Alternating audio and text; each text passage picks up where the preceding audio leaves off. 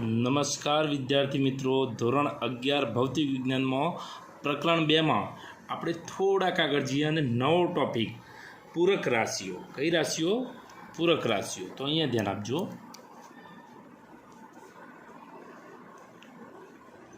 પૂરક રાશિની વાત કરીશું આપણે. કોની? પૂરક ભૌતિક રાશિઓ, ટૂંકમાં પૂરક રાશિઓ. તો પૂરક રાશિઓ બે પ્રકારની. અહીંયા જુઓ, એક સમતલ કોણ, એક સમતલ કોણ, જેને આપણે થીટા અથવા તો સૂક્ષ્મ તો ડી થીટા કહીશું. બરાબર, અહીંયા આપણે ડી થીટા તરીકે લીધેલું. ત્યાર પછી બીજો પ્રકાર કહીએ આપણે તો ઘનકોણ, ઘન કોણ, જેને ઓમેગા અથવા તો ડી ઓમેગા તરીકે દર્શાવીશું. હવે જુઓ અહીંયા, તો સમતલ કોણ કોને કહેવાય? તો સમતલ કોણ માટે ખાસ ધ્યાન આપજો મિત્રો. અહીં આપણે એક વર્તુળ લઈ લઈએ. સ્વીકાર લેજો, બરાબર ગોળ આવતું નથી. શું લીધું? આ એક વર્તુળ. આ વર્તુળનું કેન્દ્ર અને કેન્દ્રથી પરિઘ સુધીનું અંતર એટલે વર્તુળની ત્રિજ્યા, જેને આપણે શું કહી દઈએ? આર. માની લો કે હું અહીંયા એક ચાપ લઉં, એ થી બી, એટલે આ એ થી બી સુધીનો જે ભાગ થયો આટલોથી આટલો, એ શું કહેવાશે? ચાપ. અને આવી આ ચાપે અહીંયા આંતરેલો કંઈક ખૂણો હશે. આખો ખૂણો થીટા કહીએ, એટલે સમતલ કોણનો આ ખૂણો એને શું કહીશું? D theta. બરાબર, આ ડી થીટા એ જ આપણો સમતલ કોણ થશે. ઓકે મિત્રો, તો એકદમ ઇઝી આવડે એવી વસ્તુ છે.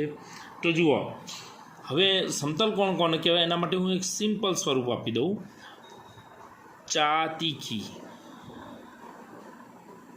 એટલે કે ચાપ બરાબર ત્રિજ્યા ગુણ્યા ખૂણો.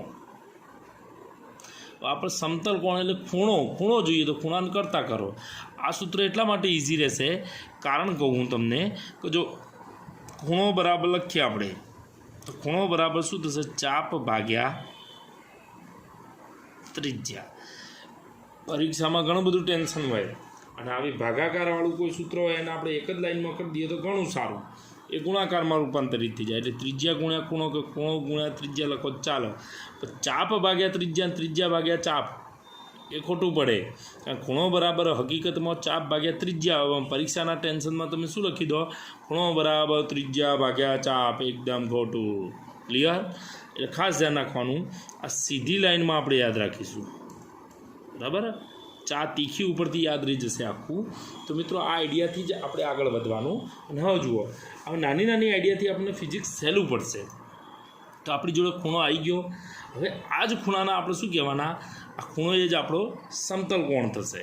ખૂણો જે આપણો શું થશે? સમતલ કોણ. અને સમતલ કોણ બરાબર અહીંયા શું લખીશું?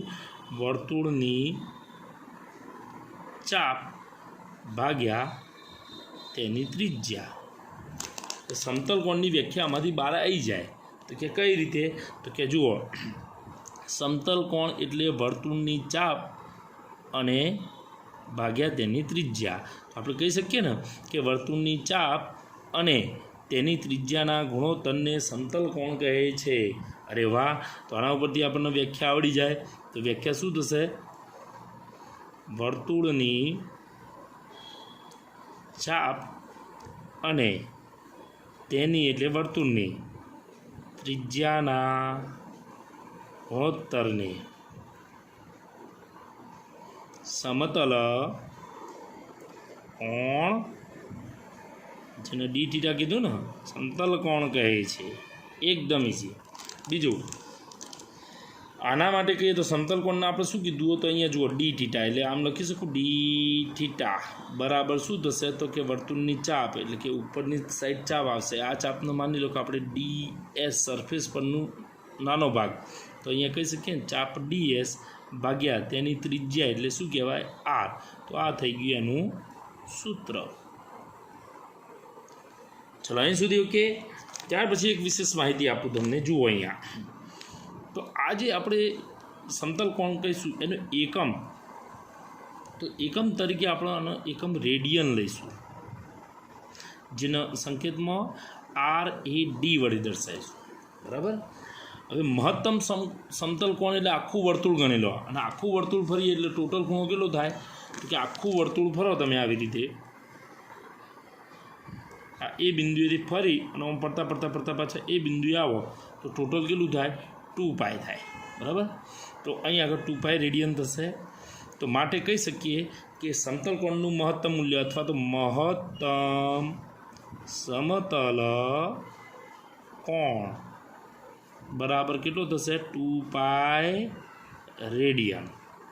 અચ્છા, તમને એમ થાય સાહેબ અમે તો ભણતા હતા રેડિયન સિવાય આને બીજું કહેતા હતા, આખું રાઉન્ડ ફરીએ એટલે 360 ડિગ્રી થાય. અહીંયા તો 360 ડિગ્રી લો તો એટલું જ માપ કોનું થયું, 2π.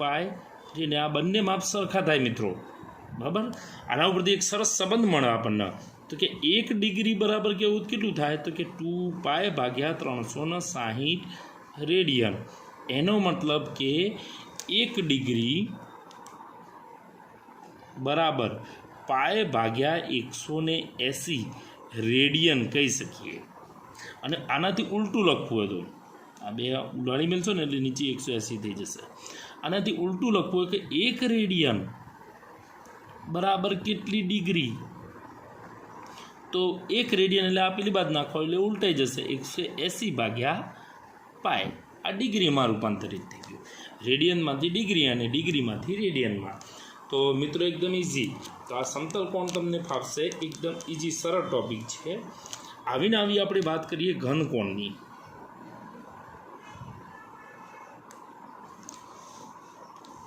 તો જુઓ ઘન કોણ. ઘન કોણમાં આપણે જે ત્યાં આગળ વર્તુળ લીધું હતું એની જગ્યાએ ગોળો લઈએ, થોડો મોટો ગોળો દોરું જેથી ઝડપથી ખ્યાલ આવે. ઓકે. હવે જુઓ ગોળાનું કેન્દ્ર કઈ બાજુ છે, ડાબી બાજુ જમણી બાજુ, એ ના હોય વચ્ચે હોય તે આ ગોળાનું કેન્દ્ર. બરાબર. હવે આ ગોળા પર હું એક નાનો પૃષ્ઠખંડ ક્ષેત્રફળ ખંડ લઈ લઉં, તો એ માની લો કે આટલો પૃષ્ઠખંડ એ કટિંગ કરીએ. આ બોલો શાકભાજીવાળો નહીં આવતો તળબૂચ ચખાડવા માટે કટિંગ કરે એક ભાગ, આ રીતે બહાર નીકળો. જુઓ આ ભાગને અહીંયા જોડી દો.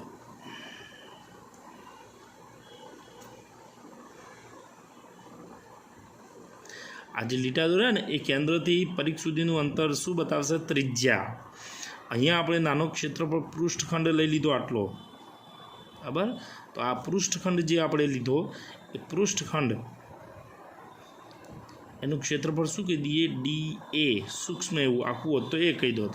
આ શું લીધું આપણે, ગોળો લીધેલ છે. હવે અહીં આગળ આ ક્ષેત્રફળે કંઈક ખૂણો આંતર્યો છે, આટલો ખૂણો. એ ખૂણાના આપણે શું કહીશું, ઘન કોણ. જેને શેના વડે દર્શાવાય, તો આ ઘન કોણ. એરો મારી સાઈડમાં લખું, જગ્યા નહીં રહી, તો અહીંયા શું થશે, dω. ઓકે.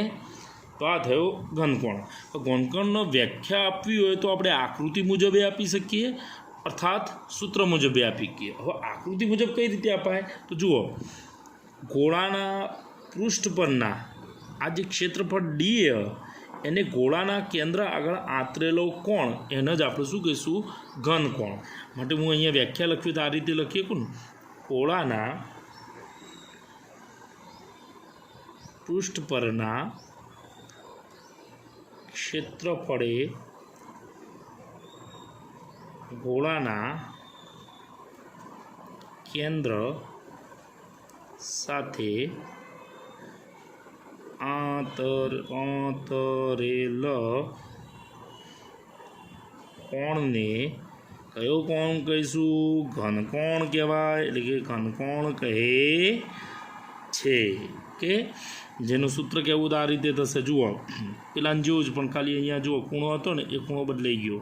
ત્યાં આગળ વર્તુળની ચાપ હતી એની જગ્યાએ આપણે શું લઈશું, ચાપનું સ્થાન ક્ષેત્રફળે લઈ લીધું એટલે અહીંયા ક્ષેત્રફળ મૂકી દઈએ. અને અપન ત્રિજ્યાને પણ ત્રિજ્યાનો અહીંયા શું આવશે, વર્ગ. આમ કહી શકીએ ને કે ઘનકોણ એટલે જે ગોળાના પૃષ્ઠ અને એ પૃષ્ઠ પરનું ક્ષેત્રફળ એટલે કે ઘનકોણ એટલે ગોળાના પૃષ્ઠ પરનું ક્ષેત્રફળ ભાગ્યા ત્રિજ્યાનો વર્ગ. આ રીતે પણ તમે એને વ્યાખ્યાયિત કરી શકો. એટલે કે પૃષ્ઠ પરનું ગોળાના પૃષ્ઠ પરનું ક્ષેત્રફળ અને તેના ત્રિજ્યાના વર્ગના ગુણોત્તરને શું કહેવામાં આવે? ઘનકોણ કહે છે. આ બીજી વ્યાખ્યા આમ પણ તમે લખી શકો. ત્યાર પછી એકમ, તો આનો જે એકમ આવશે એ સ્ટીરેડિયન કહેવાશે. શું કહેવાશે? સ્ટીરેડિયન, જેના સંકેતમાં SR કહીશું. શું કહીશું? SR. આનું મહત્તમ મૂલ્ય જેમ આનું હતું એવી રીતે, તો કે મહત્તમ ઘનકોણ એટલે કે ઘનકોણનું મહત્તમ મૂલ્ય જે કેટલું હશે? આનાથી ડબલ 2π સ્ટીરેડિયન. ઓકે, તો આ થયું ઘનકોણની વાત. ટૂંકી અને ટચ. ટૂંકી અને ટચ. આ ઉપરાંત એક વધારાનું કંઈક એક્સ્ટ્રા થોડું વધારે, તો જુઓ એમાં હું તમને કહું, રેડિયો એક્ટિવિટી ખરી, રેડિયો એક્ટિવિટી જેની વિશેષ માહિતી આપણે આગળ જઈશું એટલે મેળવીશું. તો એ રેડિયો એક્ટિવિટીને પણ પૂરક રાશિ તરીકે ગણેલ છે. રેડિયો એક્ટિવિટી પણ એક પૂરક રાશિ અને એનો એકમ કહીએ તો એના BQ એટલે કે બેકવેરલ BQ વડે દર્શાવે, અથવા તો CI બીજો એકમ શું થશે આના સિવાય? ક્યુરી. બરાબર. તો આપણે યાદ રાખજો મિત્રો કે પૂરક ભૌતિક રાશિમાં આપણે રેડિયો એક્ટિવિટીને પણ ગણીએ છીએ, જેનો એકમ બેકવેરલ BQ તરીકે બતાવાય, અથવા તો ક્યુરી CI વડે દર્શાવીશું. ઓકે મિત્રો, તો આપણો આ ટૉપિક સરસ મજાનો સુંદર એવો ટૉપિક અહીંયા પૂર્ણ થાય છે. નવા ટૉપિક સાથે ફરીથી મળીશું. જય હિન્દ, જય ભારત.